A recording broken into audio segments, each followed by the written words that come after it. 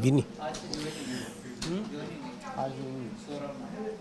नमस्कार, स्वागत है आपका डीबी लाइव ब्रेकिंग में। मैं हूं समीर आत्मज मिश्र और मेरे साथ हैं अमलेंदु उपाध्याय। संसद के दोनों सदनों में एक बार फिर हंगामे की स्थिति बनी हुई है। लोकसभा में जैसे ही कार्यवाही शुरू हुई, अडानी के मुद्दे पर एक बार फिर वहां चर्चा की मांग की गई, तुरंत ही एडजर्न कर दिया गया। लेकिन राज्यसभा में तो आज एक दिलचस्प वाकया हुआ, एक अभूतपूर्व घटना घटी। राज्यसभा में विपक्षी सदस्यों की तरफ एक टेबल के नीचे 222 नंबर सीट के नीचे नोटों की गड्डियां मिली। किसकी है नोटों की गड्डियां, कौन लाया, क्या लाया, इसको लेकर जबरदस्त हंगामा मचा और आखिरकार यह तय हुआ कि इसकी जांच की जाएगी। विपक्ष ने जांच की मांग की, वहीं सत्ता पक्ष का कहना था कि ये वो सवाल उठा रहा है कि क्यों हुआ। तो लेकिन वहां पर इतनी सुरक्षा के बावजूद, इतनी सारी सिक्योरिटी के जो तमाम जो तरीके हैं, उन सब के आजमाने के बावजूद वहां नोटों की गड्डियां कैसे पहुंच गई और वो गिरी हुई मिली।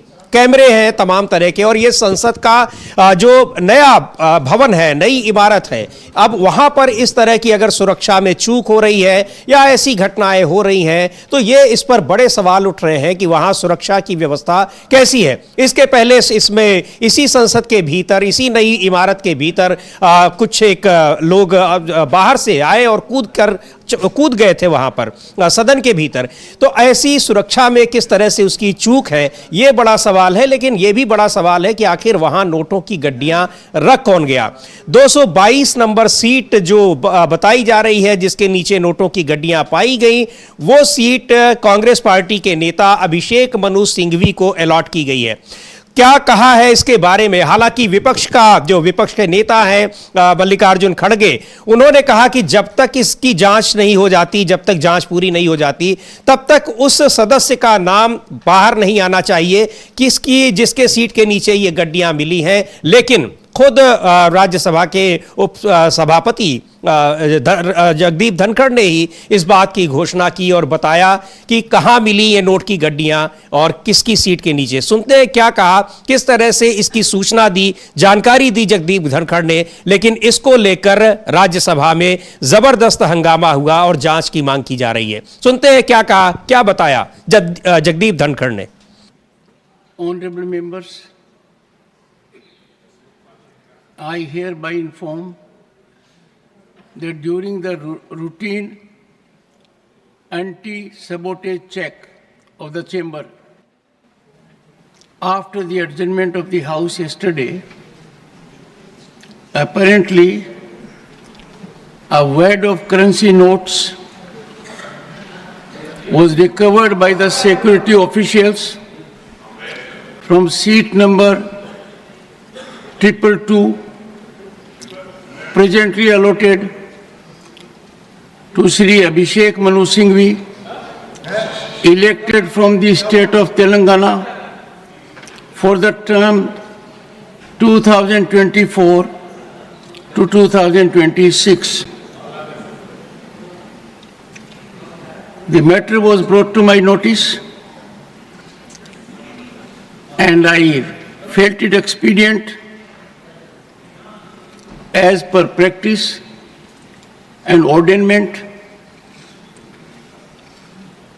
to ensure that investigation takes place in accordance with law, and the same is underway.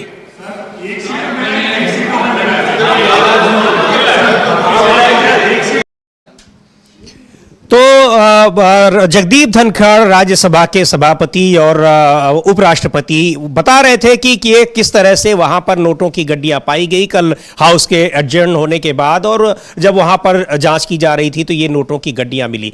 और ये भी उन्होंने बताया कि ये किसकी सीट के नीचे, सीट नंबर 222 जो कि अभिषेक मनु सिंघवी को अलॉट की गई है, तेलंगाना से वो राज्यसभा के लिए चुने गए हैं कांग्रेस पार्टी के, उनकी सीट के नीचे ये गड्डियां मिली हैं। हालांकि उससे पहले ये इस बात को जो राज्यसभा में विपक्ष के नेता हैं, कांग्रेस पार्टी के राष्ट्रीय अध्यक्ष मल्लिकार्जुन खड़गे ने यह कहा कि ये जिसकी भी सीट के नीचे मिली है, जब तक उसकी जांच पूरी नहीं हो जाती तब तक उसके नाम का खुलासा न किया जाए, नाम का उल्लेख न किया जाए। क्या कहा मल्लिकार्जुन खड़गे ने? लेकिन यह एक अभूतपूर्व घटना है, संसद में नोटों की गड्डियों का मिलना। जिस तरह से किसी की सीट के नीचे मिल रही है, वैसे तो संसद में नोट लहराए भी गए हैं, ऐसी घटनाएं भी हो चुकी हैं, लेकिन किसी सदस्य के नीचे, जिसको विपक्ष के नेता कॉन्स्पिरेसी बता रहे हैं, विपक्ष के नेता उस पर क्या कह रहे हैं यह भी आपको बताएंगे। लेकिन अभी सुनते हैं मल्लिकार्जुन खड़गे ने क्या कहा इसको लेकर। मल्लिकार्जुन खड़गे की बात सुन लेते हैं। उन्होंने साफ तौर पर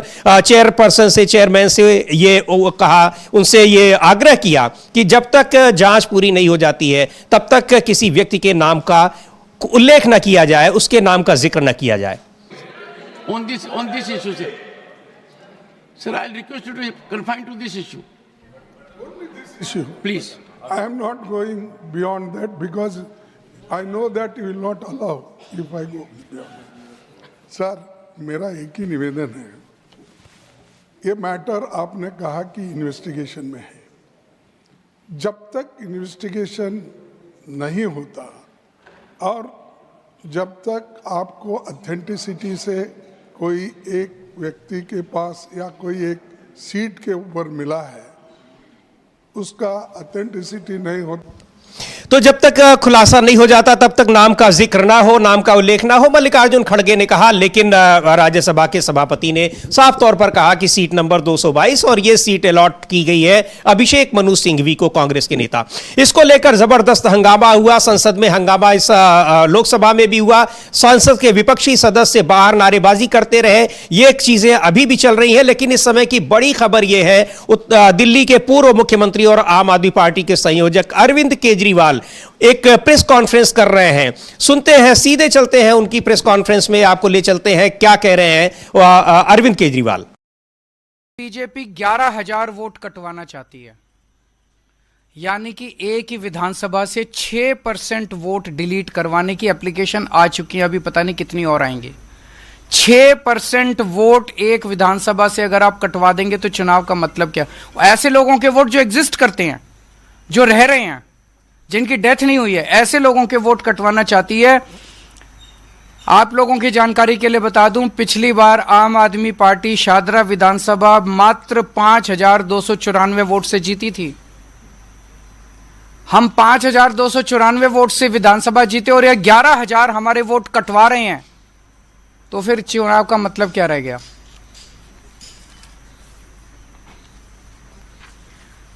इसमें इलेक्शन कमीशन की भूमिका बहुत संदिग्ध है। इलेक्शन कमीशन का एक रूल है, डेली जितने लोगों के वोट कटने की एप्लीकेशन आती है, इलेक्शन कमीशन को उसकी डिटेल अपनी वेबसाइट पे डेली फॉर्म 10 नंबर फॉर्म 10 में डालनी होती है। आप इलेक्शन कमीशन की वेबसाइट पे जाएंगे तो आपको अलग अलग विधानसभाओं की मिलेगी, मैं बताऊंगा अभी। आपको जान के ताज्जुब होगा कि कल तक इलेक्शन कमीशन की वेबसाइट पे शादरा विधानसभा में मात्र 487 एप्लीकेशन दिखाई जा रही हैं कि डिलीशन के लिए आई हैं। इसका मतलब जो 11,000 एप्लीकेशन बीजेपी ने दी हैं वो चोरी छुपे उसके ऊपर काम चल रहा है, इलेक्शन कमीशन ने अपनी वेबसाइट पे नहीं डाली हैं। दोबारा मैं बता दूं, इलेक्शन कमीशन में जितनी भी एप्लीकेशन डिलीशन की आती हैं, इलेक्शन कमीशन को अपनी वेबसाइट पे डालना पड़ता है कि ये एप्लीकेशंस डिलीशन के लिए आई हैं, डिलीट करने के लिए। हम इस पे कार्रवाई कर रहे हैं। कल तक की डेट पे पिछले 1 महीने में इलेक्शन कमीशन की वेबसाइट पे जो एप्लीकेशंस आई हैं वो नंबर दिखाया जा रहा है मात्र 487, जबकि 11,000 तो अकेले बीजेपी ने दिए हैं। तो इसका मतलब इलेक्शन कमीशन बीजेपी के एप्लीकेशंस को तो दिखाई नहीं रहा अपनी वेबसाइट पे, और जबकि उसके ऊपर इलेक्शन कमीशन कार्रवाई शुरू कर चुका है। और उसका सबूत यह है,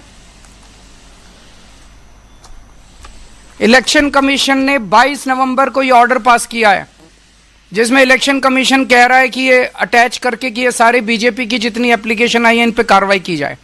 ये ऑर्डर है इलेक्शन कमीशन का।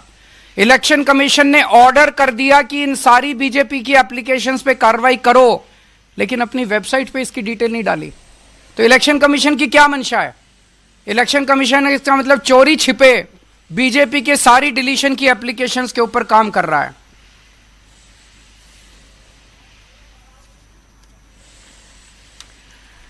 इलेक्शन कमीशन की वेबसाइट पे ही देखे तो मैं आपको 14 विधानसभाओं की डिटेल बताता हूं। जनकपुरी में इलेक्शन कमीशन की वेबसाइट के हिसाब से 6,247 एप्लीकेशन डिलीशन की आई हुई हैं। जैसा मैंने बताया कि शादरा में 11,000 हैं, वो तो छुपा गए। जनकपुरी में 6,247, संगम विहार में 5,862, आरकेपुरम में 4,285, पालम में 4,031, द्वारका में 4,013, तुगलकाबाद में 3,987, ओखला में 3,933, करावल नगर में 2,957, लक्ष्मी नगर में 2,147, मुस्तफाबाद में 2,051, विकासपुरी में 1,923, उत्तम नगर में 1,807, कृष्णा नगर में 1,631, मटियाला में 1,561। ये कौन डाल रहा है इतनी डिलीशन की एप्लीकेशंस चुनाव के 1.5 महीने पहले? और ये तो मैंने जो विधानसभाएं कुछ बताई हैं, ये तो वो एप्लीकेशन है जो उनकी वेबसाइट पे है। वेबसाइट के बाहर चोरी छिपे पता नहीं कितनी एप्लीकेशंस के ऊपर इलेक्शन कमीशन काम कर रहा है काटने के लिए। ये जनतंत्र के लिए खतरा है। एक वोटर कार्ड, वोट डालने का अधिकार हमारे देश के नागरिक का बेसिक अधिकार है। अगर उससे वो अधिकार ही छीन लिया जाएगा तो उस देश के नागरिक होने का कोई मतलब नहीं रह जाता। अपनी सरकार चुनने, बाबा साहब अंबेडकर ने का हो, चाहे उस जात का हो, चाहे इस धर्म का हो, चाहे उस धर्म का हो, उसे वोट डालने का और अपनी सरकार चुनने का अधिकार है। ये अधिकार इलेक्शन कमीशन और बीजेपी मिलके देश के नागरिकों से सरेआम छीन रहे हैं। लोग सुबह सुबह वोट डालने जाते हैं, वहां जाके देखते हैं कि उनका वोट कटा हुआ है, वोट नहीं मिलता, चीखते हैं, चिल्लाते हैं, मीडिया 2 बाइट ले लेता है और उसके बाद मामला दब जाता है। तो बड़ा आरोप लगा रहे हैं अरविंद केजरीवाल, किस तरह से दिल्ली विधानसभा में बड़ी संख्या में वोटर्स के नाम काटे जा रहे हैं। ये आरोप लगातार चुनाव आयोग पर लग रहे हैं और उन्होंने चुनाव आयोग पर यह घेरा है। और इस तरह के विपक्ष लगातार आरोप लगा रहा है, चाहे हरियाणा में हो, चाहे अभी हाल में जो महाराष्ट्र विधानसभा के चुनाव हुए हो वहां पर हो, या फिर लोकसभा चुनाव से पहले भी। तो अब चुनाव आयोग को जिस तरह से अरविंद केजरीवाल ने घेरा है, आने वाले दिनों में जनवरी फरवरी में अब दिल्ली में भी विधानसभा के चुनाव होने हैं। निश्चित तौर पर अब इस मामले में जिस तरह से चुनाव आयोग के खिलाफ और ईवीएम के खिलाफ पूरी चुनावी प्रक्रिया की जिस तरह से लगातार आलोचना हो रही है और उसके पूरे जद में चुनाव आयोग को लाया जा रहा है, विपक्ष चुनाव आयोग पर तमाम आरोप लगा रहा है, इससे उसके आरोपों को और मजबूती मिल रही है। अरविंद केजरीवाल इस प्रेस कॉन्फ्रेंस में सारे सबूतों के साथ बता रहे हैं और इसमें जो एप्लीकेशन जिस तरह से आरोप लग रहा है कि चोरी छिपे ये काम किए जा रहे हैं, यानी वेबसाइट पर कुछ दिख रहा है लेकिन उसके बाद जो डिलीट किए जा रहे हैं लोगों के नाम, बहुत ही गंभीर है, जिसको लोकतंत्र के लिए खतरा बता रहे हैं। और यही आरोप चुनाव आयोग पर बार बार लग रहे हैं, लेकिन चुनाव आयोग के उस तरह के जवाब नहीं आ रहे हैं। जो संविधान की बात हो रही है कि संविधान खतरे में है, लोकसभा संसद परिसर में आज भी इस मामले को लेकर विपक्ष लगातार वहां पर प्रदर्शन कर रहा है और इसका कि संविधान खतरे में है, संविधान की पुस्तक लेकर प्रदर्शन हो रहा है। आज ही बाबा साहब भीमराव अंबेडकर का जन्मदिन भी है और आज जिस तरह से अरविंद केजरीवाल ने ये आरोप लगाए हैं, ये बहुत गंभीर आरोप हैं। दिल्ली विधानसभा के चुनाव से ठीक पहले इस तरह के जो आरोप लग रहे हैं और ये आरोप जो अब दूसरे राज्यों में चुनाव हुए वहां पर भी इस बारे में रहे। और महाराष्ट्र में तो जैसे लोकसभा चुनाव में और विधानसभा चुनाव के बीच में 47-48 लाख वोटों का अंतर आया है, ये सारी चीजें बहुत मायने रखती हैं। एक बार फिर सुनते हैं क्या कह रहे हैं अरविंद केजरीवाल, लेकिन बड़े आरोप लगा रहे हैं वो चुनाव आयोग पर। इलेक्शन कमीशन जो है इनके वोट काटने की साजिश रच रहा है।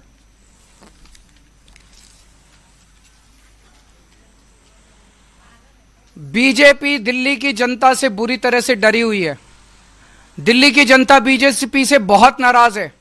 जिस तरह से पूरे दिल्ली के अंदर बीजेपी ने कानून व्यवस्था का बेड़ा गर्क कर दिया, खुलेआम मां बहनों की इज्जत लूटी जा रही है, खुलेआम गोलियां चल रही है, गैंगस्टर्स की राजधानी बना दिया है। दिल्ली के लोग बीजेपी को मजा चखाना चाहते हैं और बीजेपी को पता है कि वो बुरी तरह से हार रही है। अब अंत पंत में उन्होंने ये तरीका ढूंढा है कि लोगों के आम आदमी पार्टी के ढेरों वोट कटवाओ और चुनाव जीतो। लेकिन आज के इस खुलासे के बाद दिल्ली के लोगों को भी बहुत गुस्सा आएगा, उनका गुस्सा और बढ़ेगा और दिल्ली की जनता ये सफल नहीं होने देगी किसी भी हालत में। और चुनाव आयोग की साख दांव पे है। मैं चुनाव आयोग से हाथ जोड़ के विनती करता हूं, पूरे दिल्ली की हर विधानसभा में कितने वोट चोरी छिपे तरीके से काटने की चाल चली जा रही है, इसको आज वेबसाइट पे शाम तक डाल दिया जाए। किस विधानसभा में कितने वोट काटने के लिए चोरी छिपे बिना बताए प्रोसेसिंग चल रही है, वो सारे के सारे डिटेल्स आज वेबसाइट पे शाम तक डाले जाएं। और दूसरा, आप लोगों की जानकारी के लिए बता दूं, 28 अगस्त से लेकर 18 अक्टूबर तक 2 महीने इलेक्शन कमीशन ने समरी रिवीजन किया था। समरी रिवीजन होता है, किसी भी चुनाव के पहले इलेक्शन कमीशन अपने अधिकारी घर घर भेजता है पूछने के लिए कि कोई वोट शिफ्ट हो गया, कोई मर गया। 28 अगस्त से 18 अक्टूबर तक 2 महीने तक इलेक्शन कमीशन ने घर घर भेज के अपनी कार्रवाई करी। अब क्या बच गया? 18 अक्टूबर के बाद अगर बीजेपी 11,000 वोट कटवा रही है तो कुछ तो गड़बड़ है। या तो इलेक्शन कमीशन ने अपनी काम ठीक से नहीं किया वो 2 महीने के अंदर। अब 2 महीने में अगर इलेक्शन कमीशन ने घर घर घूम के सारी कार्रवाई कर ली तो अब बीजेपी के 11,000 वोट किस बेसिस पे काटे जा रहे हैं? तो हमारी मांग है कि 18 अक्टूबर के बाद कोई भी वोट दिल्ली के अंदर काटा नहीं जाना चाहिए चुनाव तक। मान लीजिए कोई आदमी शिफ्ट हो गया, क्या फर्क पड़ जाएगा? लेकिन अगर किसी सही आदमी का वोट कट गया, वो तो वोट डालने से वंचित हो जाएगा।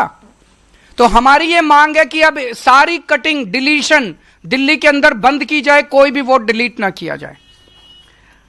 इसके अंदर मैं उन लोगों को आगाह कर दूं, ये जो बीजेपी का अधिकारी है जिसने डाला, इसके ऊपर कानूनी कार्रवाई करेंगे, हम भी करेंगे और हम इलेक्शन कमीशन से भी मांग करेंगे। इसके ऊपर कानूनी कार्रवाई बनती है। भारतीय न्याय संहिता की धारा 174, धारा 318 और धारा 217, धारा 196 और धारा 61, इसके तहत भारतीय न्याय संहिता की धारा, इन धाराओं के तहत हम कार्रवाई करेंगे। रिप्रेजेंटेशन ऑफ पीपल्स एक्ट की धारा 31, धारा 125 और धारा 136 का इन्होंने उल्लंघन किया है। और जितने बीएलओ हैं, जितने एईआरओ हैं, जितने रिटर्निंग ऑफिसर हैं, उनको भी मैं चेतावनी देना चाहता हूं, गलत काम मत करना।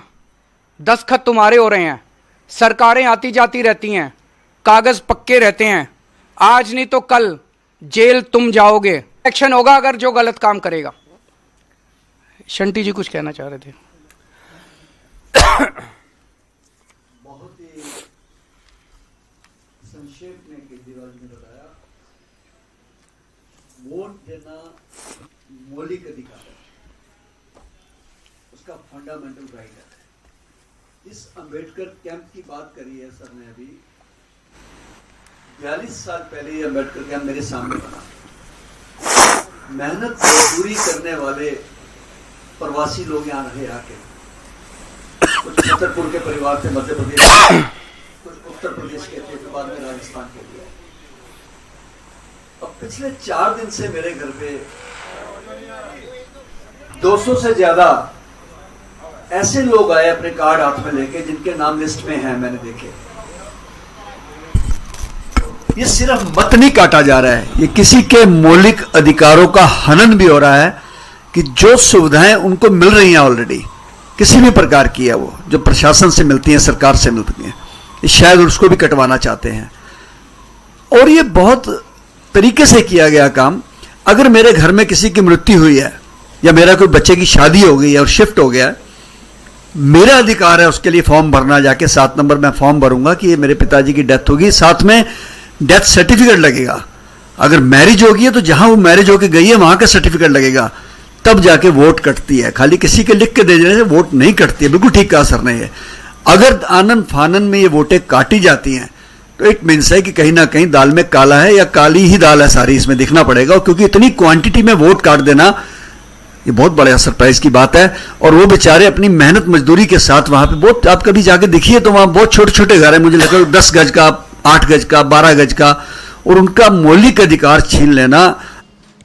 तो ये बड़े आरोप लगा रहे हैं अरविंद केजरीवाल की 11,000 से ज्यादा लोगों के नाम काटे जा रहे हैं और चोरी छिपे काटे जा रहे हैं।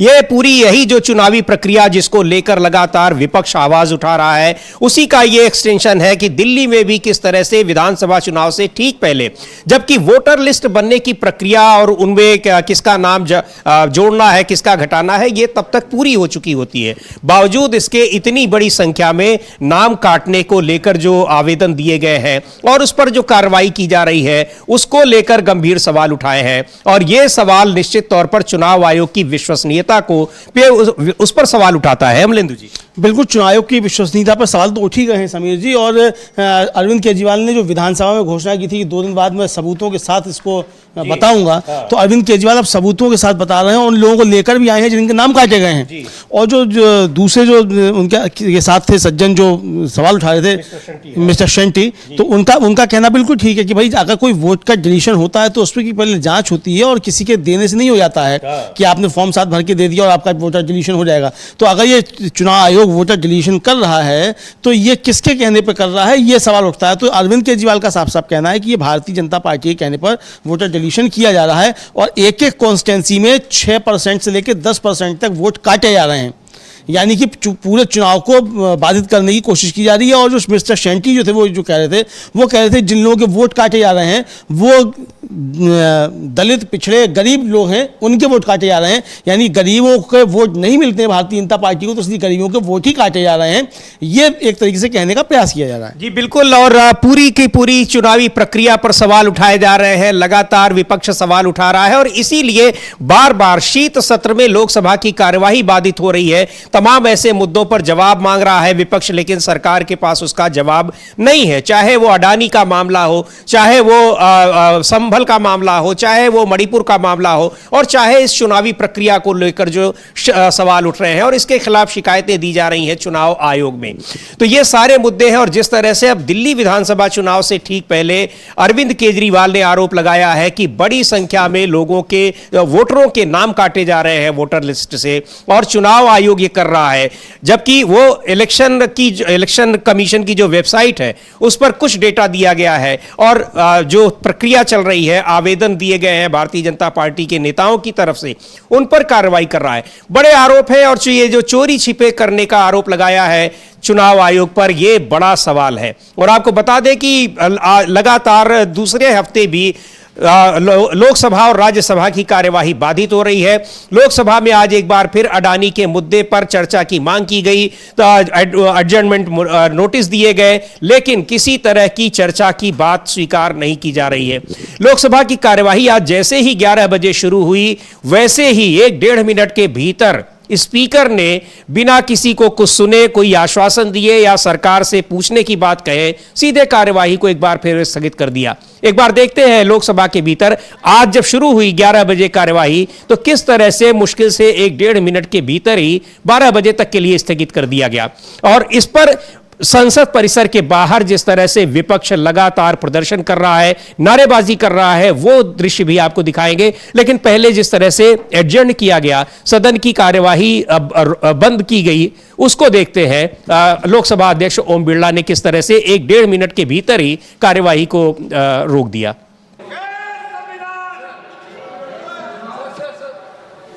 प्रश्नकाल है, आप सदन नहीं चलना चाहते? आप प्रश्नकाल सदन नहीं चलाना चाहते? सदन मर्यादा से चलेगा, गरिमा से चलेगा, उच्च कोटि की परंपराओं से चलेगा। सदन के अंदर न गरिमा गिरने दूंगा, न मर्यादा का मौन दूंगा। मेरा आपसे आग्रह है कि आप प्रश्नकाल में सहयोग करें। आप प्रश्नकाल नहीं चलाना चाहते, सदन नहीं चलाना चाहते, सदन की कार्रवाई आज 12 बजे तक के लिए स्थगित की जाती है। 1.5 मिनट के भीतर ही सदन की कार्यवाही 12 बजे तक के लिए स्थगित कर दी गई और 12 बजे जब दोबारा असेंबल हुआ लोकसभा में, उसके बाद फिर 1.5 मिनट के भीतर कार्यवाही स्थगित कर दी गई। अब यानी अगले हफ्ते के लिए। पिछला हफ्ता तो पूरा का पूरा इसी तरह से चला गया और यह हफ्ता भी 1-2 दिन केवल प्रश्नकाल चला है। उसके अलावा सारे पूरा का पूरा 2 हफ्ता लोकसभा का और राज्यसभा का भी इसी तरह से चला गया। तो यह चीजें दिखा रही और विपक्ष आरोप लगा रहा है कि हम सदन की कार्यवाही चाहते हैं, लेकिन जिन चीजों पर जो देश हित से जुड़े मसले हैं उस पर सरकार जवाब दे, क्योंकि सदन बना ही इसीलिए है कि जो सवाल आपको सरकार से पूछने हैं उसका जवाब यहां दिया जाएगा और यहीं पे वो सवाल पूछे जाएंगे। हाँ बिल्कुल समीर जी, और ये सवाल पूछने की ही बात चल रही है और सवालों के जवाब सरकार को देने होंगे। इसके लिए सरकार को बाध्य किया जाए, इसके लिए प्रदर्शन भी वहाँ हो रहे हैं। और आज भी जो प्रदर्शन हुए, आज जो थे वो सांसद जो भी थे इंडिया गठबंधन के, वो चेहरे पर मास्क लगाए हुए थे, मोदी अडानी एक हैं। कल जो था वो टी शर्ट पहने हुए थे जिसपे पीछे लिखा था कि मोदी अडानी सेफ हैं, ये लिखा हुआ था। और आज जो थे वो लगाए हुए हैं मास्क की, मोदी अडानी एक हैं।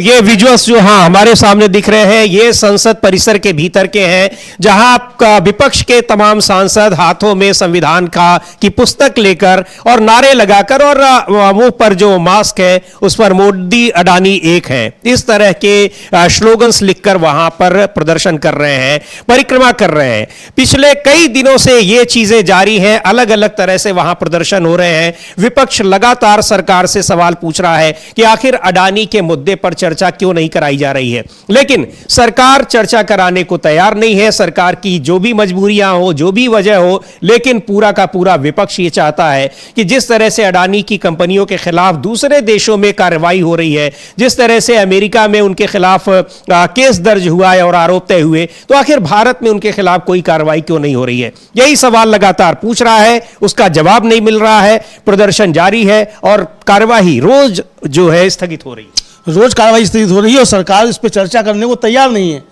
सरकार जो है वो अडानी के मसले पर चर्चा करने को तैयार नहीं है और राहुल गांधी का साफ कहना है कि ये सरकार इस मसले पर चर्चा नहीं कराएगी, क्योंकि मोदी जी अपनी जांच खुद नहीं करा सकते। यानी कि एक तरीके से जो है राहुल गांधी का कहना यही है कि मोदी और अडानी एक हैं और अगर अडानी की जांच होगी तो वो जांच मोदी तक पहुंचेगी, तो मोदी अपनी जांच क्यों कराएंगे, ये सीधा सीधा सवाल राहुल गांधी ने उठाया। और आज भी संसद जो है बाधित रही और अब कल तक के लिए स्थगित हुई, यानी कि सोमवार तक के लिए अब स्थगित हो गई। और आज भी जो है वो इंडिया गठबंधन के सांसदों ने पूरे परिसर का परिक्रमा की है और ये हाथ में संविधान लेकर। और आज चूंकि बाबा साहब डॉक्टर भीमराव अंबेडकर की जयंती भी है, तो आप देख सकते हैं कि प्रियंका गांधी आज नीली शॉल और नीली साड़ी में और नीला ही मास्क लगाए हुए हैं। तो ये भी एक संदेश जो है वो साफ तौर पर देने की कोशिश जो है वो प्रियंका गांधी और कांग्रेस की तरफ से की जा रही है बाबा साहब डॉक्टर भीमराव अंबेडकर की जयंती पर।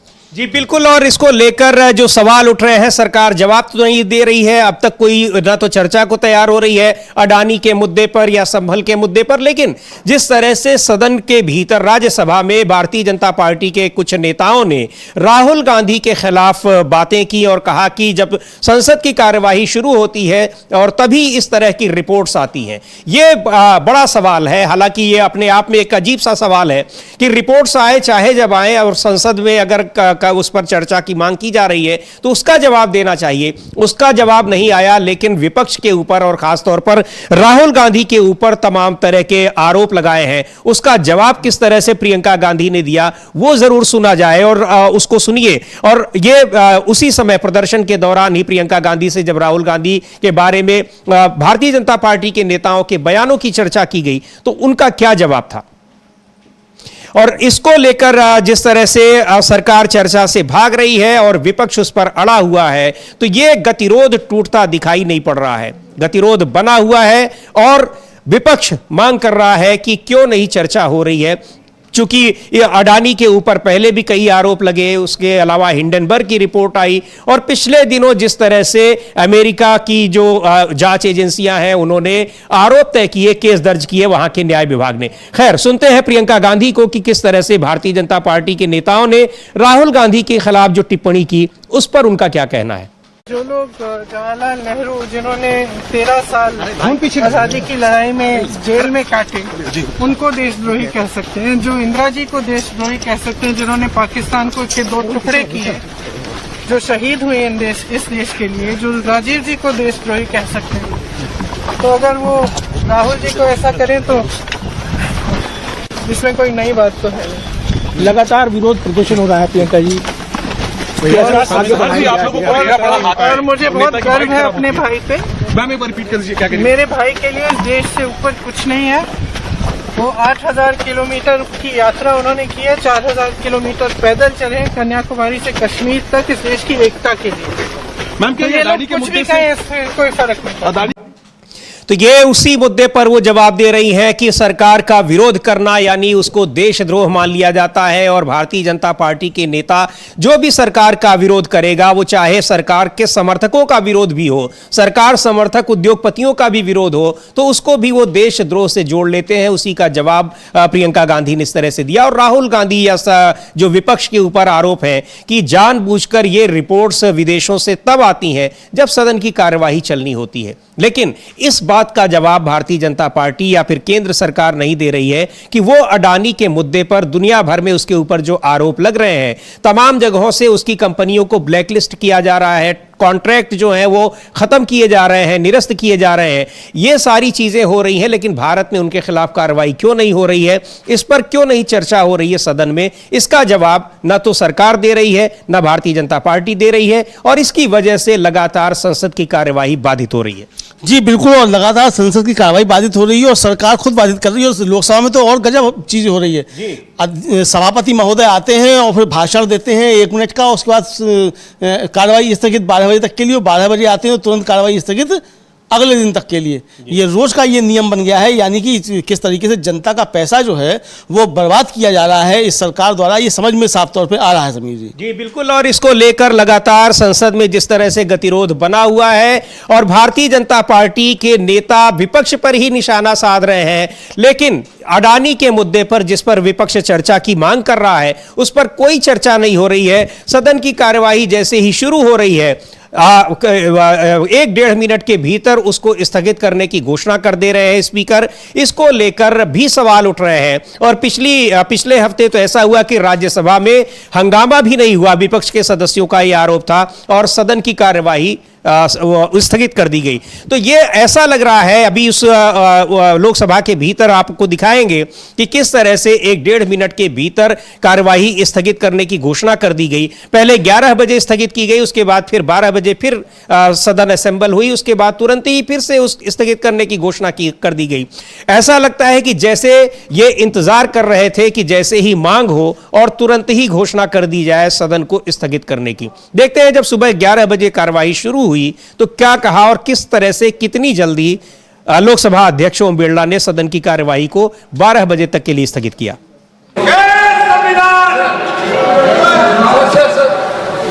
प्रश्नकाल है, आप सदन नहीं चलना चाहते? आप प्रश्नकाल सदन नहीं चलना चाहते? सदन मर्यादा से चलेगा, गरिमा से चलेगा, उच्च कोटि की परंपराओं से चलेगा। सदन के अंदर न गरिमा गिरने दूंगा, न मर्यादा का होने दूंगा। मेरा आपसे आग्रह है कि आप प्रश्नकाल में सहयोग करें। आप प्रश्नकाल नहीं चलाना चाहते, सदन नहीं चलाना चाहते, सदन की कार्रवाई आज 12 बजे तक के लिए स्थगित की जाती है। तो लोकसभा की कार्यवाही पहले 11 बजे स्थगित की गई 12 बजे तक के लिए, और उसके बाद 12 बजे भी इसी तरह से 1-1.5 मिनट के भीतर ही स्थगित कर दी गई दिन भर के लिए। यानी अब शनिवार इतवार को कार्यवाही होती नहीं है, अब सोमवार तक के लिए, अब तीसरे हफ्ते में आएगा। और तीसरे हफ्ते भी कोई जरूरी नहीं है कि सदन चले ही, क्योंकि विपक्ष अपनी मांग पर डटा हुआ है, अड़ा हुआ है, और वो चाहता है कि इन तमाम मुद्दों पर चर्चा हो, और सरकार चर्चा से भागती दिखाई पड़ रही है, क्योंकि अगर उसको चर्चा करानी होती, सदन चलाना होता, तो निश्चित तौर पर वो इस पर कोई बात सुनती या इस पर कोई न कोई सहमति बनाने की कोशिश होती। और उधर राज्यसभा में आज एक अभूतपूर्व घटना हुई जब सीट नंबर 222 के नीचे नोटों की गड्डियां मिली। नोटों की सीट नंबर 222, इसकी घोषणा की चेयरपर्सन जगदीप धनखड़ ने कि यह सीट अभिषेक मनु सिंघवी को अलॉट की गई है, जो तेलंगाना से राज्यसभा के सदस्य हैं और कांग्रेस पार्टी के हैं। लेकिन कैसे पहुंची, विपक्ष इसको एक षड्यंत्र बता रहा है, जांच की मांग कर रहा है। खुद अभिषेक मनु सिंघवी ने इसके बारे में क्या कहा, उन्होंने कहा कि किस तरह से कि कैसे ये हुआ, उन्होंने खुद भी जांच की मांग की। और विपक्ष के नेता सदन में, राज्यसभा में विपक्ष के नेता मल्लिकार्जुन खड़गे ने जांच की मांग की। मल्लिकार्जुन खड़गे ने तो यहां तक कहा कि जब तक जांच पूरी नहीं होती उस सदस्य का नाम नहीं बताया जाना चाहिए जिसके सीट के नीचे ये मिली है। लेकिन जगदीप धनखड़ ने उसकी घोषणा कर दी, सीट का नंबर भी बताया और नाम भी बताया। अब ये सीट अभिषेक मनु सिंघवी को अलॉट की गई है। अभिषेक मनु सिंघवी इसके बारे में क्या कह रहे हैं, सुनते हैं। You can start, sir. Ready. I am quite astonished to even hear about it about 5 minutes ago. I never heard of it. I reached the inside of the house yesterday at 12:57 p.m. In the afternoon. The house rose at 1 p.m. 3 or 4 minutes after I entered the house. From 1 to 1:30 I sat with Mr. Ayodhya Prasad in the canteen in Sangam and had lunch. At 1:30 I left Parliament. So my total stay in the house yesterday was 3 minutes and my stay in the canteen was 30 minutes. I find it bizarre that even on such issues politics is raised. Of course there must be an inquiry as to how people can come and put anything anywhere in any seat. It means that each of us must have a seat where the seat itself can be locked and the key can be carried home by the Member of Parliament, because everybody can then do things on the seat and make allegations about the seat. This is, if it was not tragic and serious, it would be comic. I think everybody should cooperate in getting to the bottom of this. And if there is a failing in the security agencies, that must also be completely exposed. तो अभिषेक मनु सिंघवी हैरानी जता रहे हैं, हैरानी सभी जता रहे हैं। और बड़ा सवाल यह है कि आखिर राज्यसभा में कौन नोटों की गड्डियां लेकर आएगा, और आएगा भी तो वो गिराकर चला जाएगा। कम से कम अभिषेक मनु सिंघवी जिनके सीट के नीचे है वो तो ऐसा नहीं करेंगे। अभिषेक मनु सिंघवी कह भी रहे हैं कि वो तो 500 रुपए लेकर चलते हैं। ये बड़ा सवाल है। और जैसा उन्होंने कहा अभिषेक मनु सिंघवी ने कि गंभीर मामला तो है ही, बहुत ही हास्यास्पद सा भी मामला है, और इसीलिए इसकी जांच की मांग की जा रही है। बहुत ही अत्याधुनिक जो तकनीक से सुसज्जित है संसद भवन का ये परिसर, अंदर भी और बाहर भी। उसमें ये जांच होने में कोई मुश्किल नहीं आनी चाहिए कि वो नोटों की गड्डियां कैसे पहुंच गई, कौन लेकर वहां आया और कैसे वहां पर आई। तो ये सारी चीजें हैं, इसकी जांच की मांग की जा रही है। लेकिन इसको लेकर जो सवाल उठ रहे हैं और संसद की सुरक्षा व्यवस्था को भी लेकर सवाल उठ रहे हैं, लगातार संसद भवन के नए परिसर में इस तरह की बातें अगर हो रही हैं जिसको बहुत ही बताया जा रहा है कि अत्याधुनिक तरीके से तमाम जो नई तकनीक है उन सारी चीजों का वहां पर इस्तेमाल किया गया है। तो इसको लेकर काफी हंगामा हुआ। और खुद अभिषेक मनु सिंघवी ने इसके बारे में क्या कहा वो आपने सुना ही। राज्यसभा में विपक्ष के नेता मल्लिकार्जुन खड़गे की मांग थी कि तब तक ये न बताया जाए जब तक जांच नहीं हो जाए।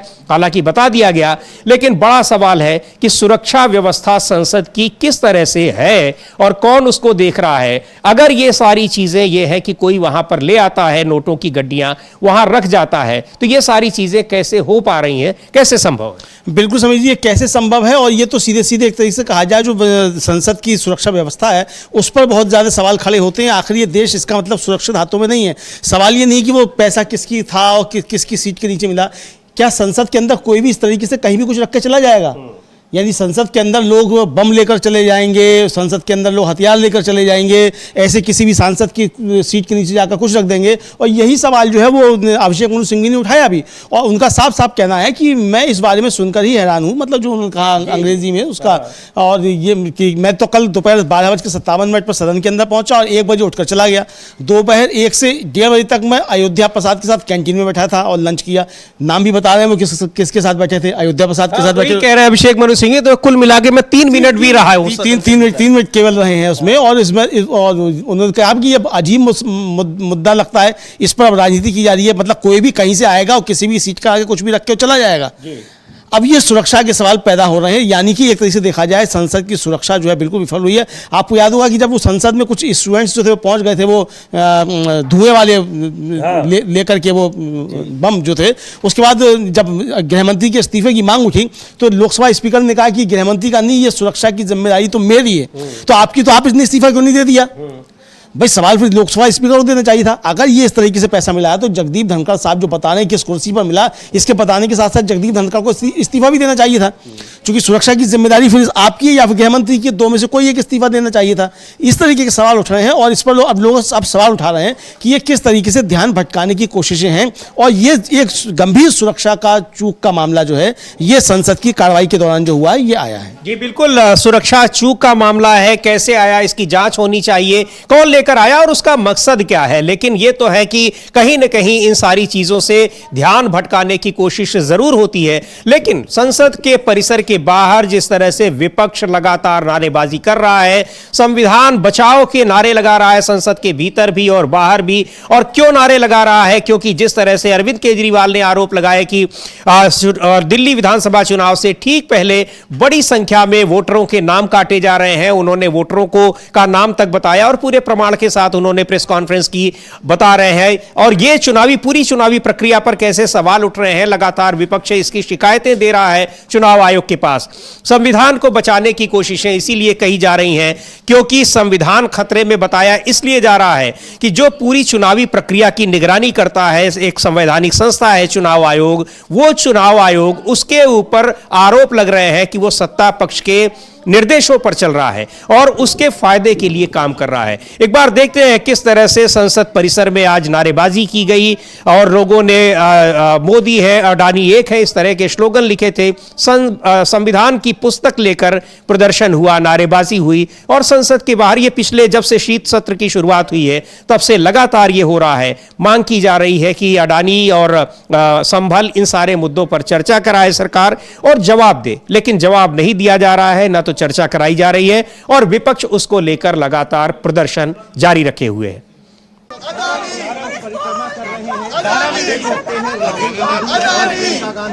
इस मार्च में कॉन्स्टिट्यूशन की कॉपी है और वो मार्च करते हुए आगे बढ़ रहे हैं। और मास्क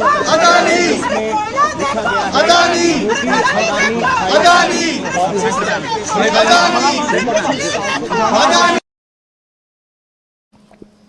और इधर किसानों के मुद्दे पर भी राजनीति गर्म है। आज शंभू बॉर्डर से किसान हरियाणा की ओर और फिर दिल्ली की ओर कूच करने वाले हैं। पिछले करीब 300 दिनों से लगभग 297 दिन हो गए हैं वो वहीं पर शंभू बॉर्डर पर बैठे हुए हैं अपनी मांग को लेकर। और कई विपक्षी दलों के नेताओं का भी ये कहना है कि आखिर किसानों की बातें क्यों नहीं मानी जा रही हैं। शिवसेना की सांसद है प्रियंका चतुर्वेदी, उन्होंने कहा है कि सरकार जानबूझकर किसानों के लिए और किसानों की समस्याओं पर ध्यान नहीं दे रही है। प्रधानमंत्री ने जो आश्वासन दिए थे किसानों के धरना समाप्त करने के समय, उन अपने आश्वासनों पर उन जो वादे किए थे उनको पूरा नहीं किया जा रहा है। सुनते एक बार प्रियंका चतुर्वेदी ने क्या कहा है किसानों के मुद्दे पर। और किसान आज वहां से कूच करने वाले हैं, आगे बढ़ने वाले हैं शंभू बॉर्डर से। शंभू बॉर्डर पर पिछले करीब 300 दिनों से वहां पर बैठे हुए हैं किसान। दिल्ली आने की ओर उनको रोका जा रहा है, दिल्ली नहीं आने दिया जा रहा है।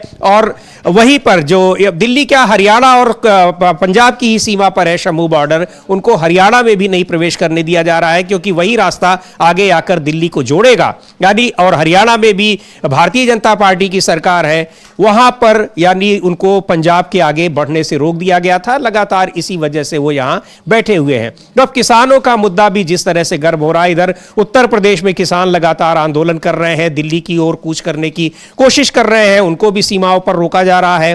तो जो भी लोग लोकतांत्रिक तरीके से प्रदर्शन कर रहे हैं, अपनी मांग कर रहे हैं, उनको कहीं पर दूसरी जगह आने पर रोका जा रहा है। और जो लोग दिल्ली से संभल जैसी जो घटना हुई वहां पीड़ितों से मिलने जा रहे हैं तो उनको दिल्ली की सीमा पर दिल्ली के भीतर ही रोका जा रहा है। इसी वजह से लगातार विपक्ष ये संविधान कमजोर हो रहा है, खत्म हो रहा है, लोकतंत्र कमजोर किया जा रहा है, इसके आरोप लगा रहा है। बिल्कुल समीर जी, और किसानों को लेकर काफ़ी ज़्यादा जो है वो एक तरह से कहा जाए विरोध की आवाज़ें विपक्ष की तरफ से उठ रही हैं। तमाम नेताओं ने इस पर बातचीत की है, मनोज झा से लेकर जो आरजेडी के नेता हैं उनसे लेकर दीपेंद्र सिंह हुड्डा तक, और आज कांग्रेस के सांसदों ने एक प्रदर्शन भी किया है संसद भवन में किसानों के मसलों को लेकर कि एमएसपी की गारंटी दी जाए। और सरकार ने जो वादा किया था, नरेंद्र मोदी ने जो किसानों से वादा किया था तीनों काले कृषि कानून बिल वापस लेते हुए, उस वायदे को पूरा किया जाए, ये आज मांग की गई है। संसद में प्रदर्शन हुआ है, दीपेंद्र सिंह हुड्डा के नेतृत्व में कांग्रेस के सांसदों ने इस पर प्रदर्शन किया। जी बिल्कुल। और उससे पहले जो इंडिया गठबंधन के तमाम दूसरे नेता हैं, मनोज झा हैं, आरजेडी के सांसद हैं, प्रियंका चतुर्वेदी शिवसेना की सांसद हैं, उन लोगों ने भी इस मुद्दे पर सरकार पर वादा खिलाफी के आरोप लगाए हैं कि किसानों से वादा करके और उनको पूरा नहीं किया जा रहा है। सुनते हैं प्रियंका चतुर्वेदी ने क्या कहा इस मामले में। MSP law, justice for Lakhimpur victims. It is just so unfortunate that the farmers continue to fight and the Bharatiya Janata Party continues to ignore them. It is an anti-farmer government. It is a government which brought in 3 black laws. It is a government which saw the death of over 700 farmers. It is a government which saw the Lakhimpur Kheri deaths, which had the involvement of some BJP leaders. And they were forced to take back the anti-farm laws despite calling them Khalistanis, Pakistan sympathizers, terrorists, and God knows what many words were used for them. And even today, whatever commitment was made to them, whether through MSP, through ensuring that their farmer incomes better, their lives become better. In fact, even the Vice President of India has spoken to the Agriculture Minister, has publicly rebuked him that he should live up to the promises and commitments made to the farmers. तो ये किसानों के मुद्दे पर जिस तरह से विपक्ष किसानों के समर्थन में है और विपक्ष का आरोप है कि किसानों से वादा करके और उनको पूरा नहीं किया जा रहा है। सरकार ने वादा किया था, तमाम वादे किए थे और तभी इन्हीं वादों पर किसानों ने, जो संयुक्त किसान मोर्चा का धरना प्रदर्शन चल रहा था 1 साल तक दिल्ली की सीमाओं पर, वो समाप्त हुआ था। लेकिन उन वादों को पूरा नहीं किया है सरकार ने अब तक, और इस मुद्दे पर अब विपक्ष जो है वो किसानों के साथ में है। अब किसान दिल्ली की ओर कूच करने की एक कोशिश आज फिर करने वाले हैं, लेकिन उनकी कोशिश कितनी कामयाब होती है पर पिछले करीब 1 साल हो गया, 300 दिन होने जा रहे हैं और वो अभी भी पंजाब और हरियाणा की सीमा पर रुके हुए हैं। पिछले करीब 1 साल से उनको दिल्ली नहीं आने दिया जा रहा है। इसी मुद्दे पर आरजेडी के सांसद मनोज झा ने भी किसानों से वादा खिलाफी का आरोप लगाया है और मांग की है कि सरकार को किसानों की बातों को सुनना चाहिए। नहीं, इसमें दुविधा कहाँ है, विडंबना क्यों दिख रही है सरकार को? ये उनका देश है, वो अन्नदाता है। वो अगर 1 दिन की सांकेतिक हड़ताल कर देना, देश बंद हो जाएगा। इतनी सी बात है, समझना चाहिए। तो ये देश किस तरह से किसानों का महत्व मनोज झा बता रहे हैं कि अगर वो अपने पर उतर आए और उन्होंने सांकेतिक हड़ताल कर दी तो क्या हो सकता है, ये सवाल उठ रहे हैं। लेकिन जिस तरह से किसान अपने वादे को, सरकार ने जो वादा किया, प्रधानमंत्री मोदी ने वादा किया, वो वादा पूरा नहीं कर रहे हैं और क्यों नहीं कर रहे हैं इसका भी जवाब नहीं मिल रहा है। इसके लिए अपनी बात रखने के लिए वो दिल्ली आना चाहते हैं, संसद का घेराव करना चाहते हैं, रामलीला मैदान में प्रदर्शन करना चाहते हैं, लेकिन वो दिल्ली आने ही न पाए, इसकी कोशिश की जा रही है। जो लोग भी अपनी मांग को लेकर प्रदर्शन करने के लिए दिल्ली आना चाहते हैं, उनके प्रदर्शन वो दिल्ली आने न पाए, अपनी बात रखें, उनकी बात सुनने की बजाय उनको दिल्ली आने से ही रोक दिया जा रहा है ताकि उनकी बात ना तो आए बाहर और सुनने की फिर कोई जरूरत ही नहीं है। जाहिर सी बात है, जब सुनेंगे ही नहीं तो जवाब भी नहीं देना पड़ेगा। बिल्कुल बिल्कुल समीर जी, और बात सुनी नहीं जाएगी। और सीधी सी बात यह है कि आखिर किसानों को रोका क्यों जा रहा है। अब जो हरियाणा के वो हैं अनिल विज साहब, उनका एक बयान आया है, उनका कहना है कि भाई किसानों ने जाने की अनुमति नहीं ली है, तो जाने की अनुमति नहीं ली है तो कैसे चले जाएंगे। तो इसका मतलब ये है कि समीर जी, इसका मतलब फिर रोका जाएगा किसानों को इसी तरीके से। और जैसा पहले जो था वो अत्याचार हुआ था किसानों के ऊपर, फिर शायद उस तरीके के कुछ अत्याचार किए जाएंगे, ये साफ तौर पे समझ में आ रहा है अनिल विज के बयान से। लेकिन तमाम विपक्ष जो है वो किसानों के साथ एकजुट खड़ा दिखाई पड़ रहा है और तमाम नेताओं के इस पर बयान आए हैं। मनोज झा की बात हो चुकी, गौरव गोगोई ने भी इस पर बातचीत की है, गौरव गोगोई ने भी इस सवाल को उठाया है। दीपेंद्र हुड्डा ने तो कांग्रेस सांसदों के साथ बाकायदा प्रदर्शन किया है, हाथों में तख्तियां लेकर MSP बहाल करो, MSP दो, इस नारे के साथ। तो किसानों की समस्याएं जो है वो सतह पर आ रही हैं, लेकिन सरकार जो है ना किसानों किसानों की समस्याओं पर बात करना चाहती है और ना वो अडानी के मसले पर बात करना चाहती है। विपक्ष का ये साफ साफ आरोप है। जी, किसी मुद्दे पर बात करना नहीं चाह रही है और आरोप लगा रही है कि विपक्ष संसद नहीं चलने दे रहा है। तो ये आरोप भले ही लगा रहे हो, लेकिन सबसे बड़ा सवाल ये है कि आखिर जो तमाम ऐसे सवाल हैं, किसानों से जुड़े मुद्दे हैं, चाहे वो अडानी पर अंतर्राष्ट्रीय स्तर पर उनके खिलाफ कार्रवाई हो रही है, उनकी कंपनियों के खिलाफ कार्रवाई हो रही है, और भारत में क्यों नहीं हो रही है, या विदेशों में अगर हो रही है तो क्यों हो रही है, इस पर संसद में चर्चा होनी चाहिए। और विपक्ष यही मांग कर रहा है, लेकिन सरकार किसी भी मुद्दे पर चर्चा नहीं करा रही है।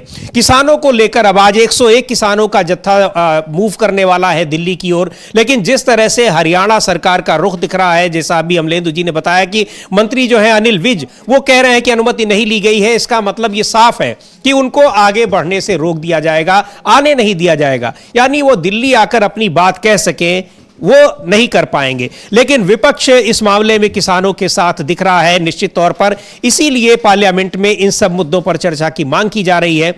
और कांग्रेस पार्टी के नेता गौरव गोगोई ने भी इस पर सवाल उठाया है कि आखिर सरकार किसानों की बातों को क्यों नहीं सुनना चाह रही है, उनको क्यों रोका जा रहा है। अगर बड़ी संख्या में किसानों को आने से रोकना है तो उनके प्रतिनिधिमंडल को बुलाकर बात की जा सकती है, या जहां किसान बैठे हैं वहां सरकार का प्रतिनिधिमंडल भी जा सकता है। लेकिन ये सारी चीजें ना होकर किसानों को जबरन दिल्ली आने से रोकने की कोशिश हो रही है। क्या कहा गौरव गोगोई ने, सुनते हैं।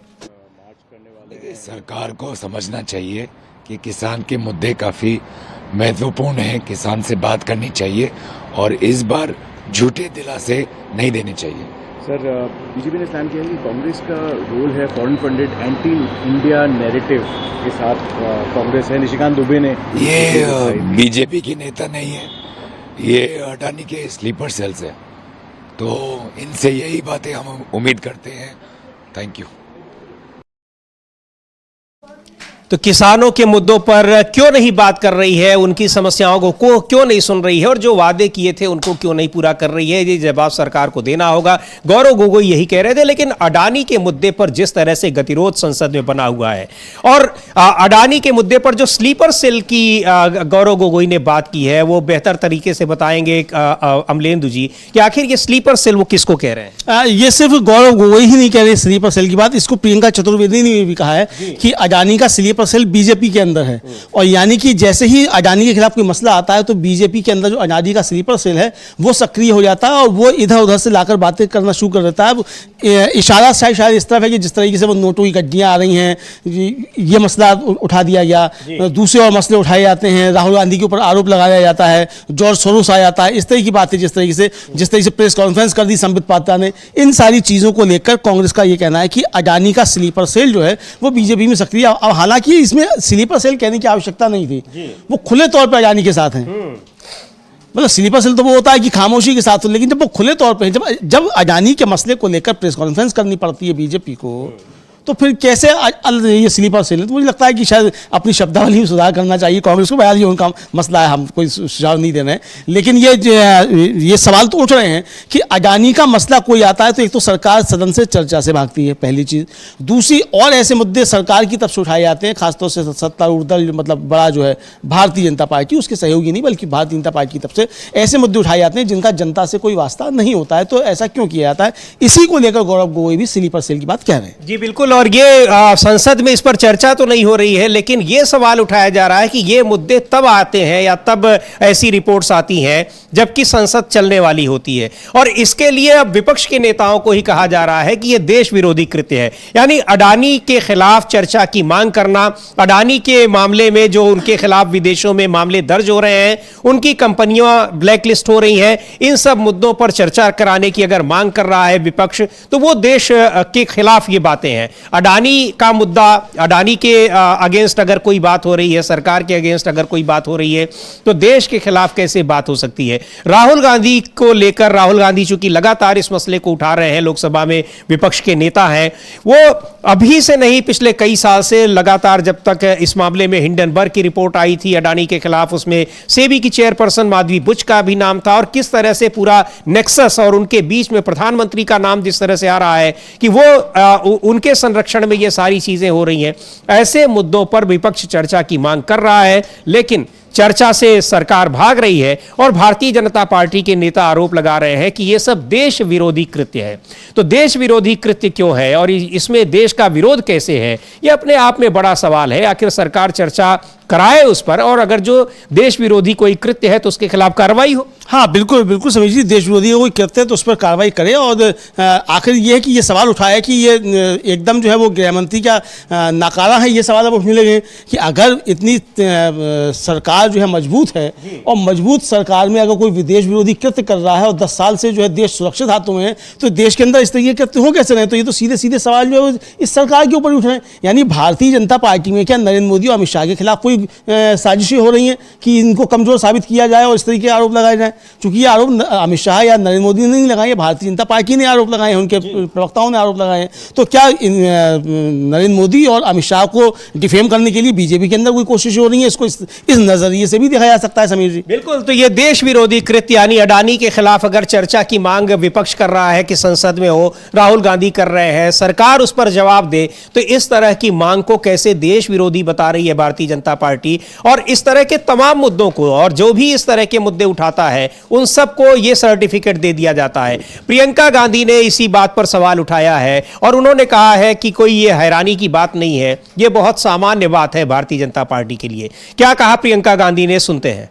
जो लोग जवाहरलाल नेहरू जिन्होंने 13 साल आजादी की लड़ाई में जेल में काटे, उनको देशद्रोही कह सकते हैं। जो इंदिरा जी को देशद्रोही कह सकते हैं, जिन्होंने पाकिस्तान को के 2 टुकड़े किए, जो शहीद हुए इस देश के लिए, जो राजीव जी को देशद्रोही कह सकते हैं। तो अगर वो राहुल जी को ऐसा करें तो इसमें कोई नई बात तो है नहीं। लगातार विरोध प्रदर्शन हो रहा है प्रियंका जी, और मुझे बहुत गर्व है अपने भाई पे। मैम एक बार रिपीट कर दीजिए क्या करें? मेरे भाई के लिए इस देश से ऊपर कुछ नहीं है। वो 8000 किलोमीटर की यात्रा उन्होंने की है, 4000 किलोमीटर पैदल चले हैं कन्याकुमारी से कश्मीर तक इस देश की एकता के लिए। मैम तो ये लोग कुछ भी कहें, इससे कोई फर्क नहीं पड़ता।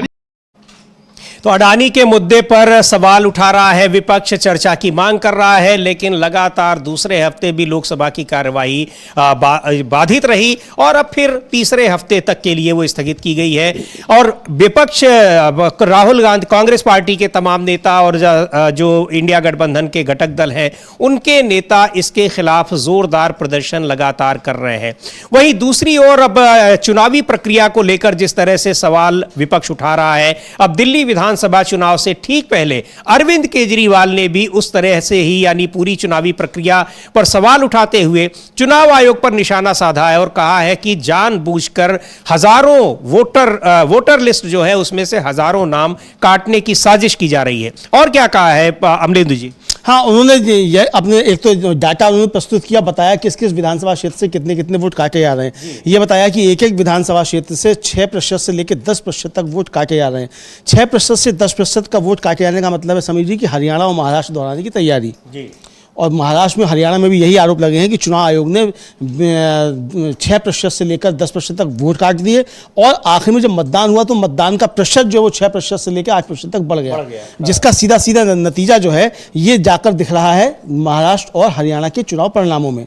इसको लेकर तो अरविंद केजरीवाल ने यही आज सारी चीज़ें सामने रखी और कहा है कि पहले से ही, और कहा है कि आज के बाद चुनाव आयोग को ये बताना होगा कि कोई भी वोटर डिलीशन नहीं होगा। वोटर डिलीशन तब हो सकता है कि जब किसी ने फॉर्म 7 प्रस्तुत किया हो, उस पर फिर जिसने किया उसको जांच की जाए कि वहां हुआ कि नहीं हुआ। ऐसे कैसे हो सकता है कि 4-4 दिन में 10-10 हजार लोगों के नाम काटे जाने के फॉर्म 7 आ रहे हैं? आखिर ये फॉर्म 7 दाखिल करने वाले कौन लोग हैं जो फॉर्म 7 दाखिल कर रहे हैं जी? तो ये एक बड़ा सवाल है। इसका मतलब कि कोई बाकायदा रैकेट चल रहा है, वो रैकेट जो है इस तरीके से वोटर डिलीशन का काम कर रहा है। जाहिर सी बात है कि अरविंद केजरीवाल का इसमें सीधा सीधा आरोप भारतीय जनता पार्टी के ऊपर है। जी बिल्कुल, और भारतीय जनता पार्टी के ऊपर तो है, लेकिन जिस तरह से चुनाव आयोग की उस कार्यशैली पर सवाल उठ रहे हैं और सीधे निशाने पर वो है, उस पर ये आरोप लग रहे हैं। महाराष्ट्र चुनाव में भी हम लोगों ने देखा है और हरियाणा के चुनाव में भी जिस तरह से आरोप लगे और उसको आरोपों को प्रमाण के साथ दिया भी गया चुनाव आयोग के पास, लेकिन उसका कोई संज्ञान नहीं लिया। और दूसरी ओर आरोप ये लग रहे हैं कि भारतीय जनता पार्टी के नेताओं के हिसाब से चुनाव आयोग काम करता है,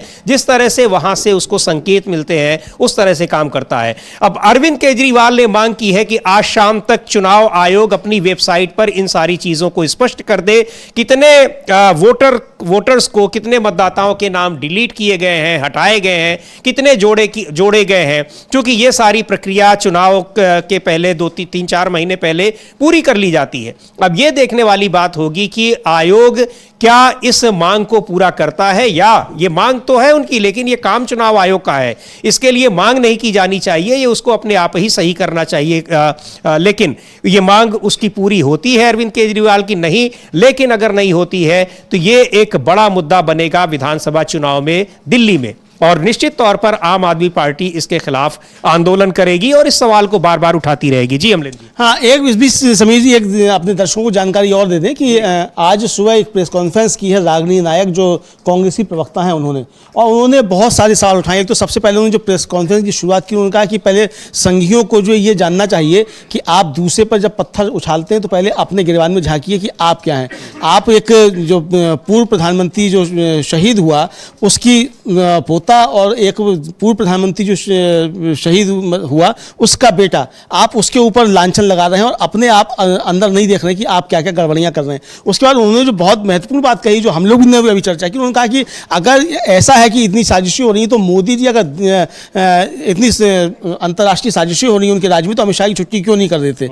ये सवाल रागिनी नायक ने उठाया। और उन्होंने ये भी कहा कि नरेंद्र मोदी अगर इतनी की सरकार इतनी कमजोर है जिसके खिलाफ कोई भी अंतर्राष्ट्रीय साजिश कर सकता है तो ये सरकार है क्यों। फिर उन्होंने आखिर में जो एक बात कही, वो उन्होंने कहा कि इस देश में किसी ने भी अंतर्राष्ट्रीय साजिश रची है तो वो गौतम अडानी है, यानी अंतर्राष्ट्रीय साजिश रचने का जिम्मेदार अडानी को जो है वो उन्होंने बताया है। तो ये इस तरह की चीजें आ रही हैं। जी बिल्कुल, तो बड़ा मुद्दा है अडानी का, और लगातार 2 हफ्ते से संसद बाधित हो रही है, लेकिन अडानी के मुद्दे पर चर्चा कराने को सरकार तैयार नहीं है। चुनाव आयोग की निष्पक्षता और उसकी क्रेडिबिलिटी वो लगातार सवालों के घेरे में है। अब अरविंद केजरीवाल ने दिल्ली में वोटर लिस्ट में किस तरह से गड़बड़ियां हो रही हैं, धांधली हो रही हैं, और कैसे उस पूरे साजिश में चुनाव आयोग खुद शामिल है, इन सारी चीजों को लेकर चुनाव आयोग से मांग की है कि वो स्पष्ट करे इन सब चीजों को। अब देखना यह है कि इस पर अगले हफ्ते फिर से अडानी के मुद्दे पर क्या कोई ये गतिरोध टूटता है, सरकार चर्चा को तैयार होती है। नहीं तैयार होती है तो जाहिर सी बात है कि अगले हफ्ते भी विपक्ष का ये प्रदर्शन जारी रहेगा। लेकिन इन सब के बीच जो संसद का समय खत्म हो रहा है, जाया हो रहा है, संसद का समय बर्बाद हो रहा है, उसको लेकर चिंताएं भी जारी हैं। और लेकिन सवाल उठता है कि आखिर संसद है किस लिए। महत्वपूर्ण मुद्दों पर, देश की तमाम समस्याओं पर, इन्हीं सब पर चर्चा के लिए है, और सरकार उससे चर्चा से भाग क्यों रही है। चर्चा हो जाएगी तो इतना थोड़ी समय लगेगा, एक दिन की चर्चा ही तो होगी, लेकिन डेली रोज के रोज 2 हफ्ते से लगातार संसद में गतिरोध पैदा हो रहा है, कार्यवाही स्थगित हो रही है पर चर्चा नहीं हो रही है। अब क्यों नहीं हो रही है, ये बड़ा सवाल। हाँ, ये चर्चा क्यों नहीं हो रही, इस पर तमाम इंडिया गठबंधन के दल जो हैं वो इस पर लगातार सवाल उठा रहे हैं कि अडानी पर चर्चा से आखिर भाग क्यों रहे हैं। जो TS सिंहदेव हैं, उप मुख्यमंत्री रहे हैं छत्तीसगढ़ के, उन्होंने भी इसको लेकर सवाल उठाए हैं और उन्होंने एक ट्वीट किया है। समीर जी, आप चाहें तो इस ट्वीट को बता सकते हैं कि क्या कहना है। ये TS सिंहदेव ने लिखा है कि संसद में केंद्र सरकार के रवैये को देखकर समझ आ गया है कि इस अडानी महाघोटाले में मोदी सरकार पूरी तरह फंस चुकी है। इसीलिए प्रधानमंत्री जी के उद्योगपति मित्र को बचाने के लिए सरकार की पूरी फौज खड़ी हो गई है। इंडिया गठबंधन की पार्टियां इस तानाशाही सरकार के खिलाफ कंधे से कंधा मिलाकर खड़ी हैं। हम जनता की जेब से निकालकर अडानी को दिए पैसे का हिसाब लेकर रहेंगे। साफ है कि जब तक अडानी पर चर्चा की मांग को स्वीकार नहीं करेगी सरकार, संसद का गतिरोध बना रहेगा। जी बिल्कुल, इसका मतलब साफ संकेत दे दिया गया है। संकेत क्या है, स्पष्ट तौर पे कह दिया गया है कि अडानी की जेब में जो पैसा सरकार ने डाला है वो जब तक वापस नहीं मिलेगा और जनता को वापस नहीं जाएगा, राष्ट्र का पैसा जब तक राष्ट्र को नहीं जाएगा तब तक जो है इस सरकार को संकट में डाले रहेगा विपक्ष। ये साफ तौर पर समझ में आ गया है। लेकिन सरकार भी अपनी जिद पर अड़ी हुई है कि वो हर तरीके से अडानी का बचाव करेगी। और अडानी का बचाव क्यों करेगी, विपक्ष के नेता लगातार कह रहे हैं और यही नारे भी लग रहे हैं कि मोदी अडानी एक है, यानी अगर अडानी के खिलाफ जांच होगी तो उस जद में उसमें प्रधानमंत्री मोदी भी आएंगे निश्चित तौर पर। अब देखना है कि गतिरोध ये समाप्त होता है नहीं होता है, लेकिन इसको लेकर विपक्ष जिस तरह से अड़ा हुआ है और तो ये जरूर है कि इस पर सरकार को जवाब देना ही पड़ेगा, कोई ना कोई तो रास्ता निकलेगा ही। लेकिन बड़ा सवाल यह है कि चुनाव आयोग की निष्पक्षता जिस तरह से लगातार उस पर सवाल उठ रहे हैं, वो अपने आप में बड़ा गंभीर मुद्दा है। अमलेंदु जी किसी महत्वपूर्ण खबर की बात करना चाह रहे हैं। एक खबर यह समीर जी कि जो बिहार पुलिस है उसने जो छात्र हैं उन पर लाठीचार्ज किया है वहाँ बिहार में, पटना में, और वो छात्र जो थे जो परीक्षाओं का जो नॉर्मलाइजेशन है उसके खिलाफ वहाँ प्रदर्शन कर रहे थे। वहाँ का जो सर्विस कमीशन है, पब्लिक सर्विस कमीशन है, उसके ऑफिस के बाहर जिस तरीके से इलाहाबाद में आंदोलन हुआ था उसी तरीके का आंदोलन ये बिहार में है। यानी अब जो तेजस्वी यादव का जो दावा है कि उन्होंने 4 लाख से ज़्यादा नौकरियां दिलवाई, नीतीश जी जैसे ही बीजेपी के साथ आए तो वहाँ नौकरियों में जो जिस तरीके की अब धांधली बातें आ रही हैं उसको लेकर अब लाठीचार्ज शुरू हो गया। तो ये चलते चलते आखिरी खबर ब्रेकिंग जो ये भी दे दी। जी बिल्कुल, वहाँ पर बीपीएससी परीक्षा जो बिहार लोक सेवा आयोग परीक्षा है उसमें बदलाव किए गए हैं। नॉर्मलाइजेशन की प्रक्रिया जो उत्तर प्रदेश लोक सेवा आयोग ने भी किया था, उन सारी चीज़ों को लेकर छात्र वहाँ आंदोलन कर रहे हैं, उन पर लाठीचार्ज की खबरें हैं पटना में। ये अभी अभी की खबर है, ताज़ा खबर है, और बहुत सारे मुद्दे हैं, उन पर आप लगातार बने रहिए डीवी लाइव के साथ। आपको ताज़ा तरीन खबरों के लिए, विश्लेषण के लिए, ग्राउंड रिपोर्ट्स के लिए और हमारे जो नियमित कार्यक्रम हैं आप उन्हें भी देखते रहिए। अब इस कार्यक्रम को यहीं समाप्त करने की इजाज़त चाहेंगे। मुझे और अमलेंदु उपाध्याय को दीजिए अनुमति। नमस्कार।